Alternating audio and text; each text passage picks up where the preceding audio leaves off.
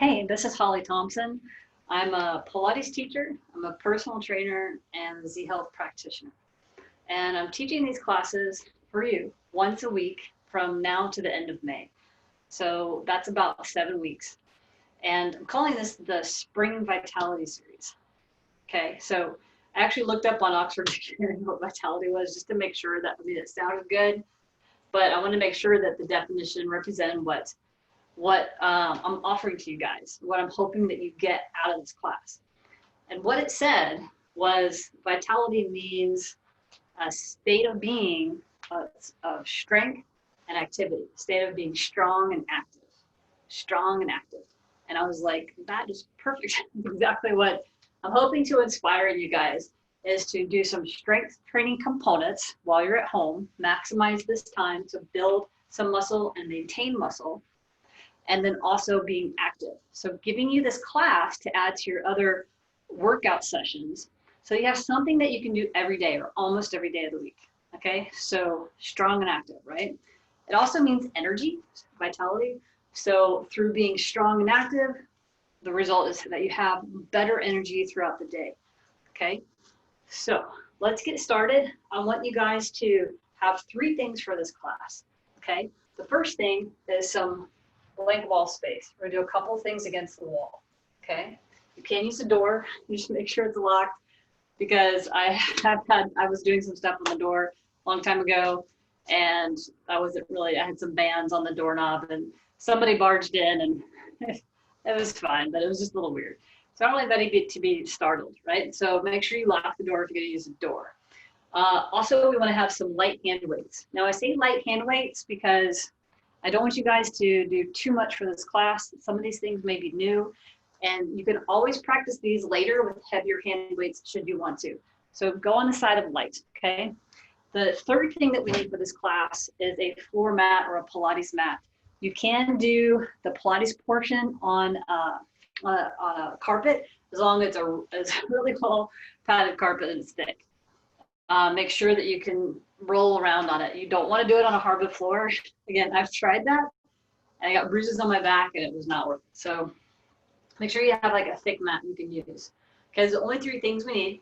I'll give you guys a little time to get those. Maybe you're scavenging around the house to grab those things, okay? So while some of you are getting those, I'm just gonna talk briefly about the organization of this class. We're gonna do about a 30-minute workout. So probably this whole video will be about 35 minutes, including this intro portion. We're gonna spend about 10 minutes doing a little upper body routine with the light hand weights.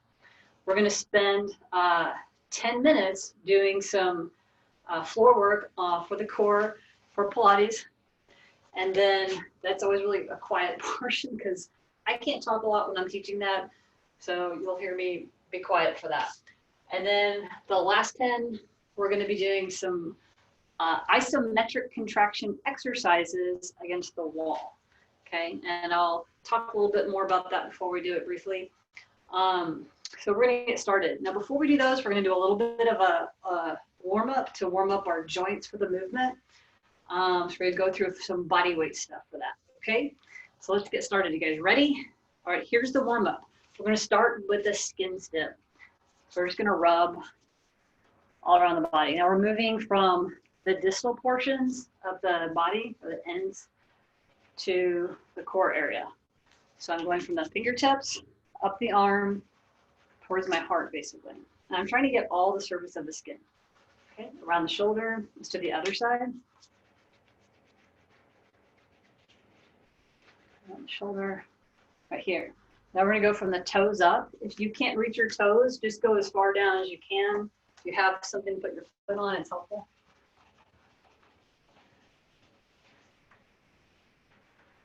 So this is part of the kind of neural warm-up, and this is a great way to prepare your body for the movement.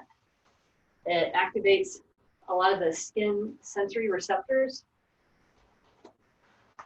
and it kind of gets your brain connected to what we're about to do, which is move. Make sure you get all around the joints. And like I said, get as much of the skin surface area as you can. You can go over the clothes because you can feel that goes through that to the skin, all around the hips, stomach, If you missed any areas around the shoulders, get those. We're going to do the neck. You can do some light scratching. You could do some tapping, just not on the neck. That's probably not the best spot to start tapping, but you can tap on other areas. We have some important arteries around the neck, so no choking yourself, please. And then scratch just kind of lightly under the hair, all along the scalp. And you can do kind of like this combing motion, the scalp. And then on the back of the skull or scalp area, we're just going to do some light, just kind of scratching like this on that area. Okay. And the last part is going to be on the base of the neck, where the occipital muscles are. That can be an area of great tension for a lot of you guys that use computers and stuff all the time. All right, great. So now we're going to do kind of a quick warm up. We're going to go through various joints from the floor up, starting with the feet. Take one foot in front and tilt the ankle out. Ankle tilts. All right, let's do the other foot. Take it out. Awesome. Do a big side step. Take one ankle and roll it in. Do that on the other ankle. Okay. We're going to take one foot behind. Try to get it nice and centered. Doing the exercise, it's called toe pulls, top of the foot stretch. This can actually help a lot for those of you that have knee pain. This can be a good stretch to do for that. And then push the ankle to the outside. Okay. Last position is the foot moves to the outside and drops inwards. I have the camera so you can see my feet. And I always get questions if you can't see what we're doing. So looking at my foot, I went to the other side and then drop the ankle to the outside. Remember, don't want to do these in a range of pain. So it should feel like a fairly gentle stretch for the top, okay? If it doesn't feel gentle, go slower, smaller range of motion, or you can pad under the foot. I highly recommend, if you have a pad, to put like a towel underneath it to ease off the tension if you have a lot of tension. Cool, let's go back to neutral. Now, we're working our way up. We did skin of the body. We did some ankles, top of the foot. What's the next one up, right? Knees. We're gonna do some stuff for the knees. So we're gonna do a neutral foot, toes forward. Both knees are gonna circle out to the side, to the other side and up. I think this one looks really cool because I feel like my body looks kind of like a spring. You know, I get short and then I'm taller. I'm shorter, I'm taller. Now switch the circles to go the opposite direction. I'm trying to keep my feet still because sometimes they want to move around. I've practiced these a lot, so my feet used to move a ton when I first did them. I can keep them pretty still now. All right, cool. So now we're going to go up to the hips. For this next one, we're actually going to do a lunge stance. So what is a lunge? One knee is bending, kind of hard to do from neutral to put a lot of weight on it. So we stagger the legs a little bit. So we're gonna bend one knee. That leg has most of the weight on it. So about 80% of the weight is on the bent knee leg. That's what I'm calling a lunge. Now, the back leg for this one is gonna be pretty much straight. Bring it nice and tall. And we're just gonna circle the pelvis basically over the back leg. This is you're gonna feel stretching in the front of the hip socket of the back leg. If you've had a hip replacement, make sure you clear this with your doctor before you do it. Okay, change direction. All right, great. Let's change the lunge. Lunge there, nice and tall. It's the back leg. I'm stretching the front of that hip capsule.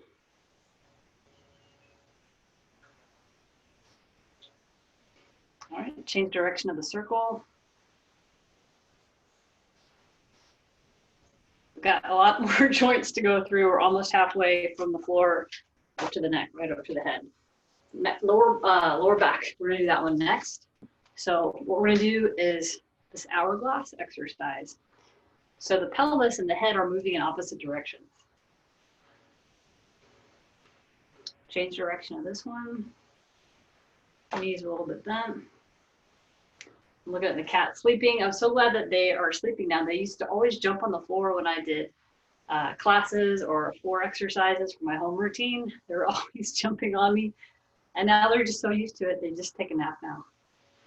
All right, come back to neutral. Bend the knees a little bit. We're gonna move the middle of the spine and around. The T-spine, right? The T-spine. T. Right, up and down.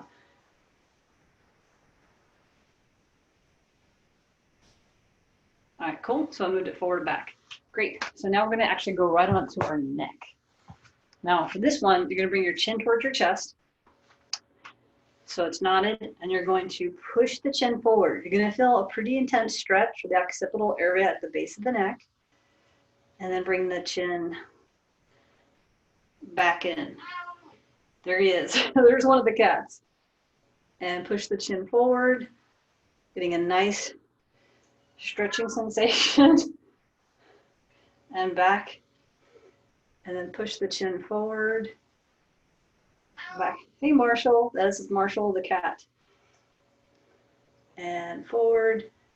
And then back. Okay. Come back up to neutral. You might have felt a really strong stretch for that area, especially if you do a lot of computer work, because that area can be really tight for a lot of people and cause problems like headaches, and even your vision can be affected by that area being really tight. So I hope that one, you like that, it felt really good. Let's go ahead and do the hands next. We're going to do these finger figure eights. So I'm stretching the fingers out. Cool, relax those. Next, we're going to do elbows. So the arms come out a little bit from the body. You're going to keep the arm, like the upper arm is on a tabletop. You're going to bring your hands in towards your cheek, like you're putting on sunscreen, and then circle the arms around and lock the elbows. Turn the palms down, putting on blush for us girls, guys, sunscreen, or shading, I suppose. And around and lock it. It's going to be 100 degrees in Phoenix. That's where I live. I think it's next Wednesday. Very exciting for us. Beginning of the heat. Okay, change the direction of those circles. You can think about this exercise as fanning off the heat, right? You have like little fans you're holding, and you're just fanning yourself. All right, cool. So those were elbow exercises, elbow mobility, motor control exercises. So we're actually teaching our brains how to move these different parts of our body, which the brain loves information. So if you're not moving a part of your body often or well, the brain doesn't have very clear maps on how to move that part of your body. A lot of times that's where our pain or weakness comes from. So we're clearing up the maps in the brain of the elbows by fanning off the heat. All right, that's enough jokes about the elbows. Let's go to the shoulders. Take the arms in front, a little like we're holding a camera. Remember the old-fashioned cameras where maybe some of you know older cameras than I do, but we're gonna move the shoulder blades in this circular motion. I always think of those Instashoot ones. They were like so cheap. They were maybe like 20 bucks or something from the drugstore, and they were cardboard, and you just fill them up with pictures, drop it off, then you get your pictures like a week later. Remember that? So I'm moving the shoulder blades in a circular motion, and then changing directions of that. And shake that out. If you have a lot of tension through the shoulder area, this can be a really, really cool one. Can also help with neck tension. I love this one. That's probably one of my favorite kind of exercises from this motor control series. So exciting. All right, motor control. So what are we gonna do next? We've kind of done a little bit of everything through here with the motor control. We're gonna do a little thing for our eyes. So what I want you guys to do is to be mindful of your body If you feel that this is going to put you out of balance, then do this seated or up against the wall. We're gonna take a thumb in front of us. So your arm is straight, the thumb is even with your nose, okay? What I'm gonna do is I'm gonna keep my body basically still, but I'm gonna move my eyes. So I'm gonna switch to the other thumb. So I'm basically making a half circle with one hand, making a half circle with the other, but I'm not really, it's not an arm exercise, or it's not supposed to be. So I'm moving my eyeballs. Change direction. So it's an eye muscle exercise.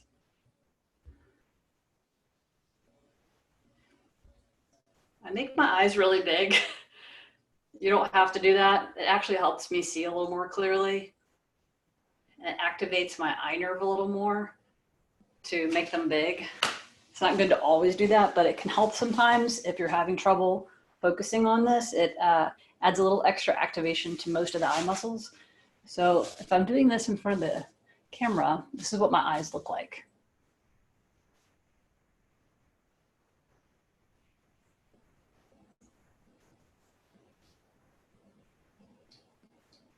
Okay, so I'm trying to make a smooth circle. I think the first one wasn't super smooth, but I did my best, and that's what I want you guys to do. All right, cool. So now we've technically done everything from the feet up to the eyes. So let's do some moving.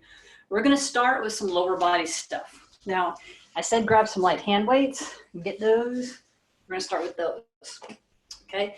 So the first thing we're gonna do a little bit of lunging. So you're just gonna let the weights hang by your side, and we're gonna go into a front lunge. Now, I'm not doing a huge lunge, right? I'm warming up, and I don't wanna overstep, okay?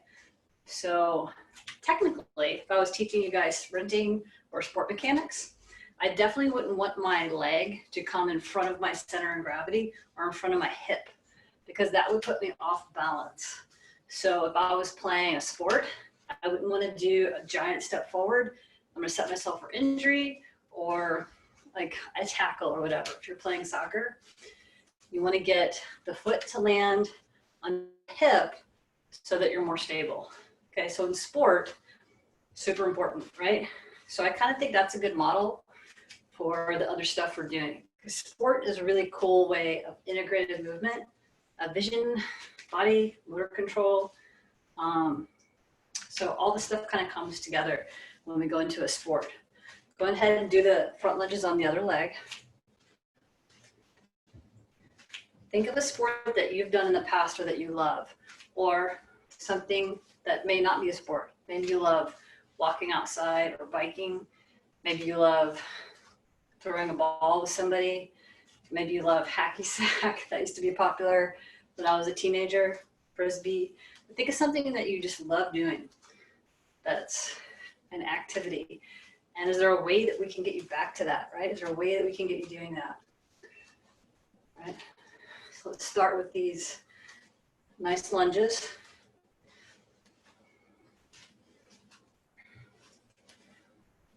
Okay, let's go ahead and do another one of those. All right, cool. Now those are pretty cool, right? Kind of reminds you of running or walking or biking. Now we're gonna do a lunge. So we're gonna take one leg to choose to do our first set with, and we're stepping out to the side. These are important for, again, sports and stuff. And especially if you do a lot of walking or biking, practicing this sideward motion can be really valuable. Make sure you're being smart with your body. And if you feel any instability, please make a smaller step out. Keep it closer to your center of gravity. And you don't have to bend the knee as much if that's uncomfortable. Okay, you also can bend both knees. Right now I'm keeping one leg straight. But the funny thing is I usually practice them by bending both knees. I like how it feels. I feel more grounded through my body. I feel my glutes activating a little more, developing some hip strength and coordination, okay? All right, let's do a couple more on this leg.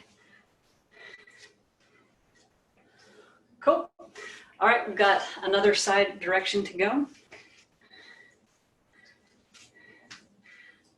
All right, you can see again, I'm getting shorter, getting taller, right? These weights are cool. You can, sometimes this can be a different way to hold them. If you have a really heavy weight, you might want to keep it in close to, again, your center of gravity or to your core. Lightweights, I like to just kind of hang by my side. They can help with balance, but we're also creating more load for our legs to work, right? So our leg muscle has to go on the recover and then push back up. Okay, let's do a couple more side lunges here. All right, cool. So we did front, side. We're gonna do a back lunge. Now, if you haven't been practicing these, I'm gonna do a multi-surface. So I'm part on the mat, part off the mat. This is a little trickier if you haven't practiced it, because I'm changing levels and surfaces as well. I don't recommend doing a multi-surface unless you practice these a lot. You'd be surprised. It's a little tricky. But it's easier for me to demonstrate from this position with the camera. So I'm gonna go ahead and do multi-surface. Now, what we're doing is we're taking one leg behind the body, bending that knee, coming back to the center. These are really tricky if you haven't practiced them, like I said, because most of us, or most people, aren't used to stepping back. Not many people practice walking backwards or biking backwards or whatever, running backwards. And it can be kind of weird at first with getting the precision of the lunge down because you haven't practiced it. So if you feel that these are kind of weird or it's hard to make a mental connection to where your foot is, use the camera or a mirror. Or when I started these, I didn't have that. So I just look at my foot each time. I actually used to put a mark on the floor and make sure I was trying to step on that same mark each time to improve my accuracy and therefore improve my safety of being able to move well backwards. Right? The safer we are, the more accurate we are, the better movers we are and the safer we are. Let's do those on the other foot. You can turn your foot out a little bit if you want to. That might make it feel a little more supportive if toes forward is too hard.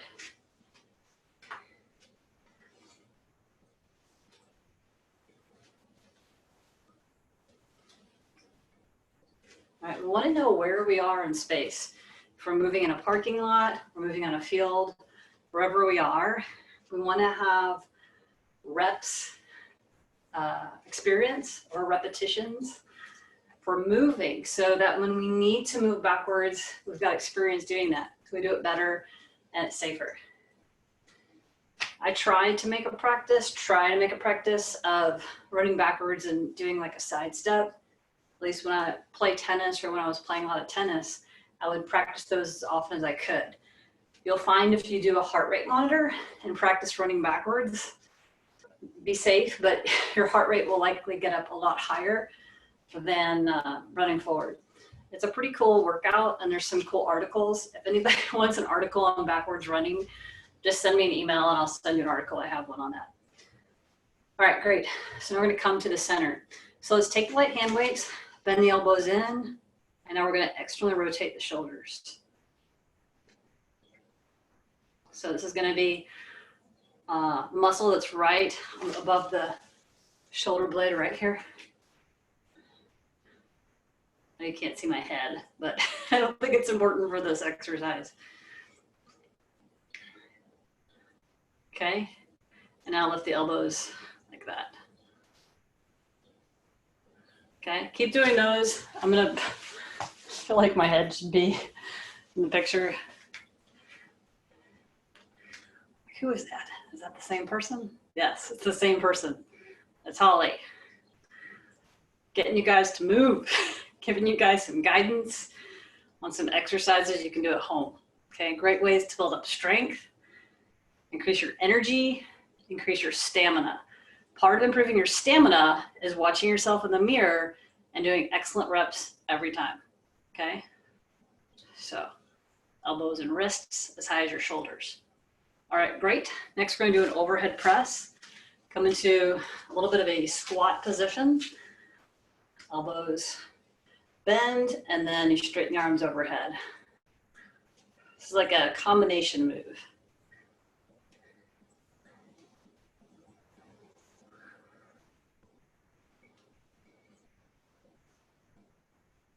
I think my upstairs neighbor is out of town. It's been really quiet up there. It's not usually very noisy. It's a pretty quiet neighbor, but it's been really quiet for the past couple days. It's kind of nice.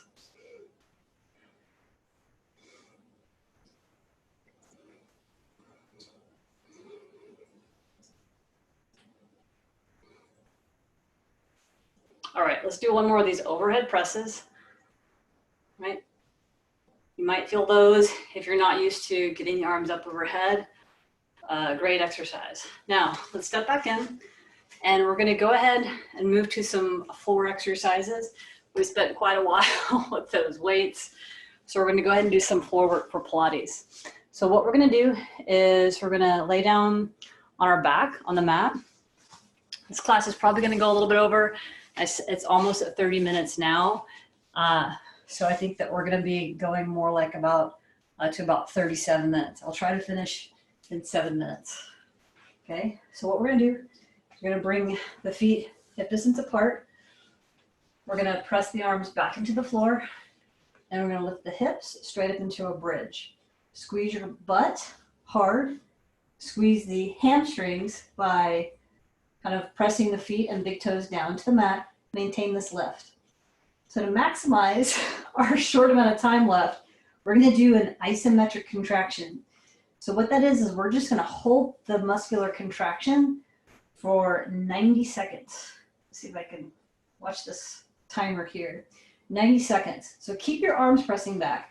That's gonna be an isometric contraction for your triceps because we're holding that contraction. Keep the glutes squeezed.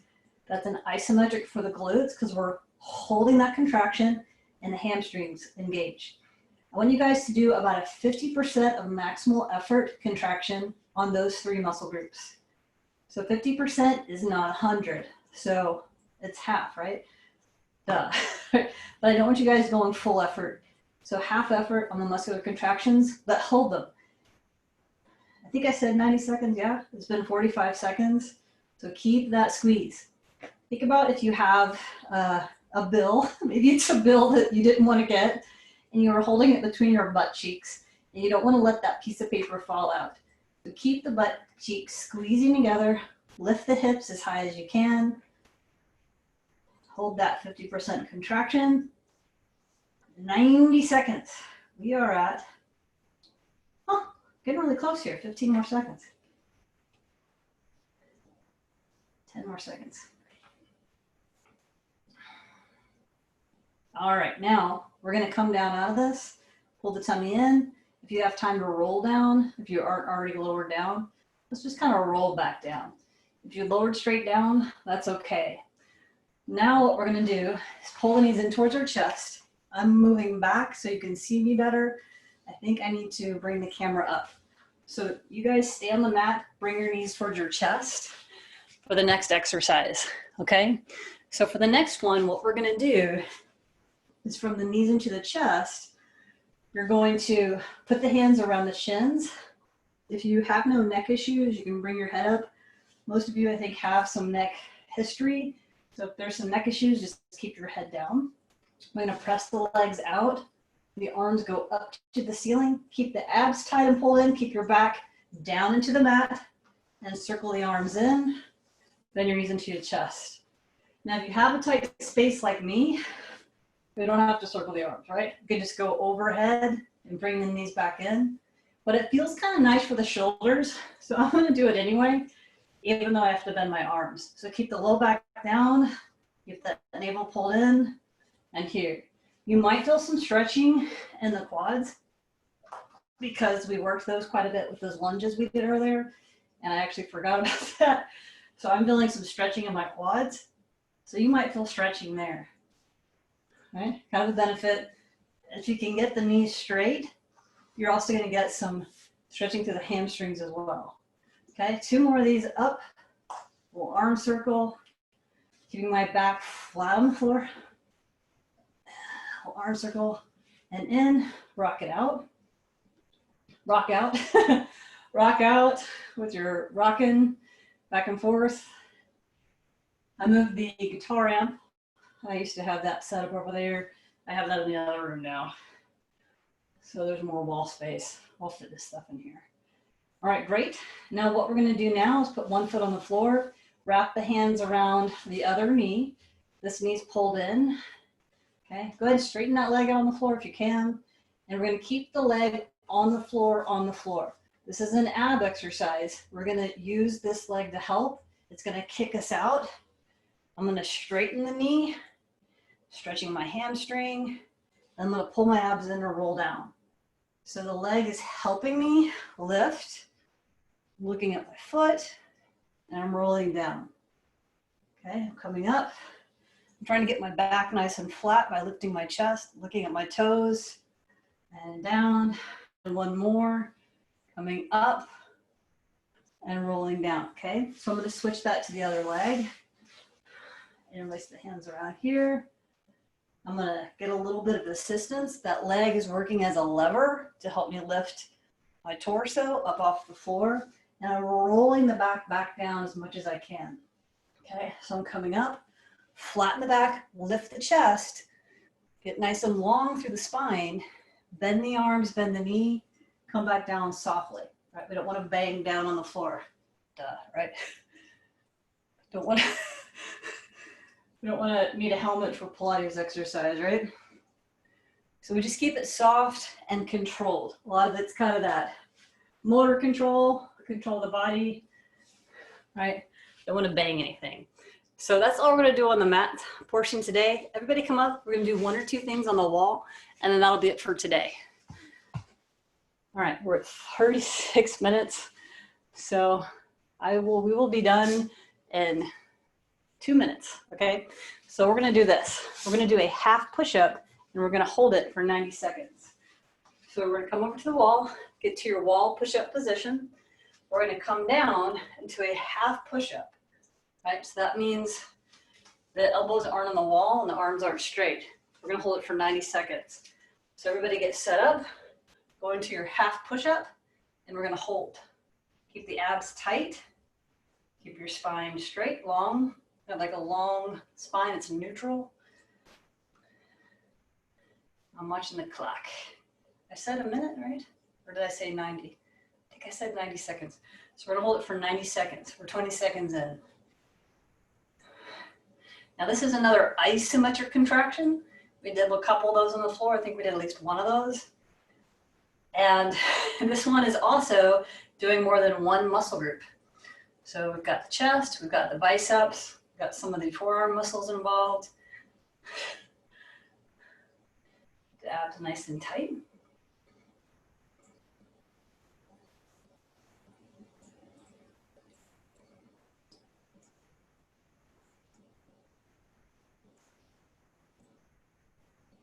Okay, we're almost to a minute. According to this, we have 30 more seconds.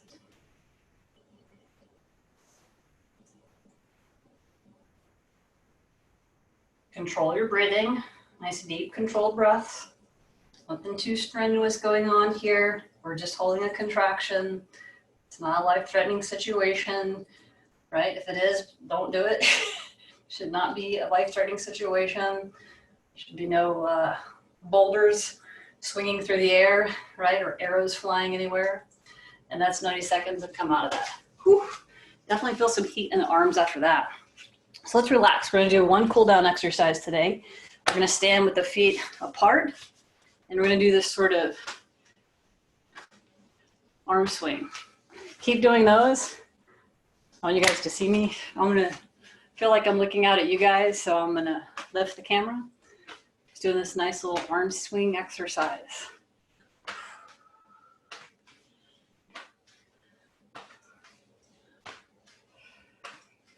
All right, let's come back to the center, shake out any more tension you may have. Thank you so much for watching this class. I hope that I kept some of you guys engaged throughout the workout.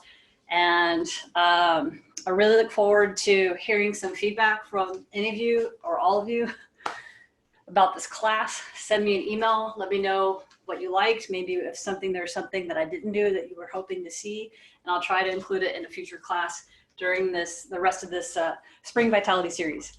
All right, have an awesome week. I look forward to seeing you at your next session for your workout. And again, send me emails about any questions. All right, have a nice evening. Bye.